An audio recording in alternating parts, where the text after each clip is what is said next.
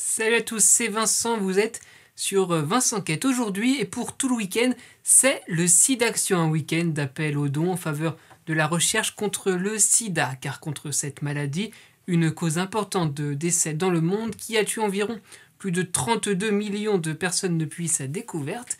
Contre cette maladie, la lutte continue. À la fin des années 1970, une nouvelle maladie apparaît, elle touche principalement la communauté homosexuelle. Le lien est alors direct. Certains parlent de la peste gay. Peu à peu, on découvre que cette maladie s'attaque au système immunitaire, c'est-à-dire les défenses naturelles du corps contre les maladies et empêche de lutter contre les infections. On apprend également que les hétérosexuels sont aussi touchés, la maladie se transmettant par voie sexuelle et sanguine, on va y revenir. C'est le chercheur Bruce Wheeler qui la nomme SIDA pour syndrome d'immunodéficience acquise. Le 20 mai 1983, des chercheurs français de l'Institut Pasteur dirigés par Luc Montagnier, avec notamment Françoise Barré-Sinoussi, l'actuelle présidente du SIDAction, ces chercheurs français ont publié la découverte du virus responsable du sida. Mais des chercheurs américains menés par Robert Gallo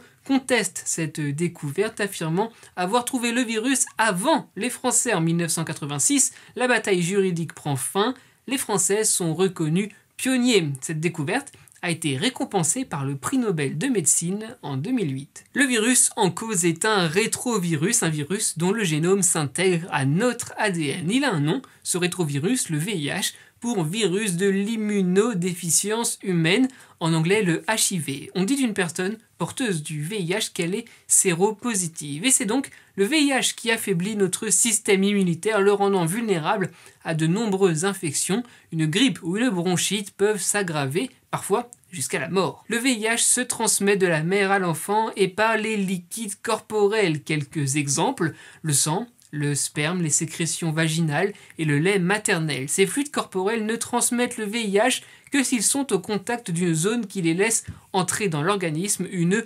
muqueuse. La peau saine est donc imperméable au VIH. Bref, et je pense qu'il faut le répéter, on n'attrape pas le VIH et donc le sida en se serrant la main par la sueur, sur les sièges de toilette, dans des piscines ou par exemple en utilisant le téléphone d'une personne infectée. Dans les années 80, après la découverte du virus, la prise de conscience est mondiale et le 1er décembre 1988 est célébrée la première journée mondiale de lutte contre le sida sous l'égide de l'OMS. Petit point prévention, le VIH se transmet par les fluides corporels, je viens de vous le dire, donc il suffit de se protéger si nécessaire.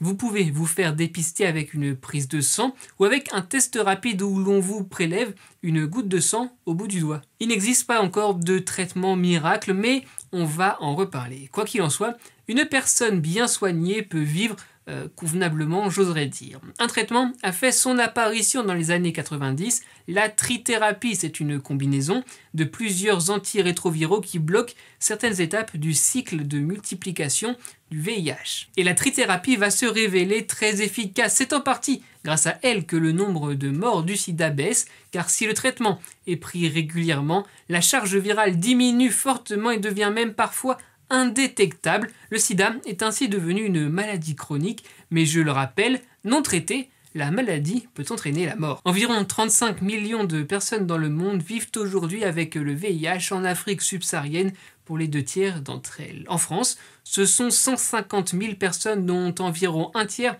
ne sont pas suivies, donc pas soignées. Mais toujours, le nombre de personnes séropositives augmente dans le monde, 1,7 million de nouvelles infections. Selon les derniers chiffres, depuis le début de l'épidémie, 75,7 millions de personnes ont été infectées par le VIH. Aucun traitement ne permet de guérir. Mais vous vous en souvenez peut-être, c'était à la une il y a un an, un deuxième homme avait guéri du sida. 10 ans après une première mondiale, cette annonce a relancé évidemment les espoirs d'un traitement. En 30 mois, ce qui fait donc 2 ans et demi, cette personne n'a présenté aucun signe du virus malgré l'arrêt du traitement ou du moins quelques traces de virus non actifs. Ce patient de Londres, comme il avait alors été appelé, avait subi pour traiter un cancer du sang une greffe de moelle osseuse avec des cellules souches de donneurs porteurs d'une mutation génétique rare qui empêche le VIH de s'implanter.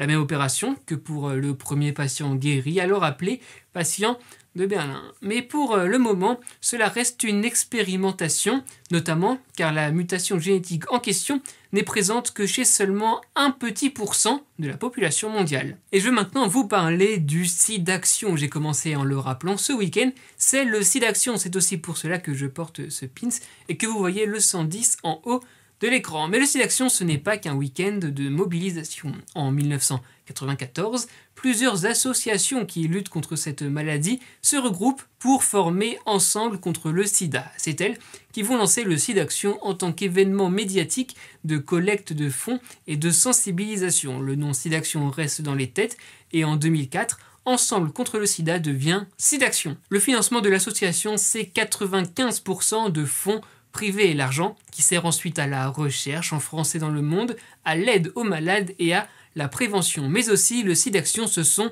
des personnalités. Et Pierre Berger, qui en a été le président, Lynn Renaud, évidemment l'actuelle vice-présidente, et des artistes. Je ne citerai que Pascal Obispo, qui a écrit l'hymne du SIDAction, Sa raison d'être, une chanson forte que je vous conseille vivement. Cette année, plus encore que les années précédentes, le SIDAction est nécessaire puisqu'il a été annulé l'an dernier pour cause de Covid. N'oubliez pas, chaque année, en France, environ 6000 personnes découvrent qu'elles sont séropositives. Et pour lutter contre cette maladie, vous aussi, vous pouvez donner. Par téléphone, c'est le 110, le numéro du SIDAction, vous le voyez en haut à gauche. Par SMS, don, DON au 92 110 pour un don de 5 €. Et sur Internet, don.sidaction.org. Votre générosité, c'est peut-être aussi un traitement dans les années à venir. C'est donc sur cela que se termine cette vidéo. Merci d'avoir été au rendez-vous. On se retrouve très vite, je l'espère. L'actu, c'est sur Instagram, le fil info. Il y a aussi les réseaux sociaux. Et n'oubliez pas, protégez-vous, soyez heureux, restez curieux.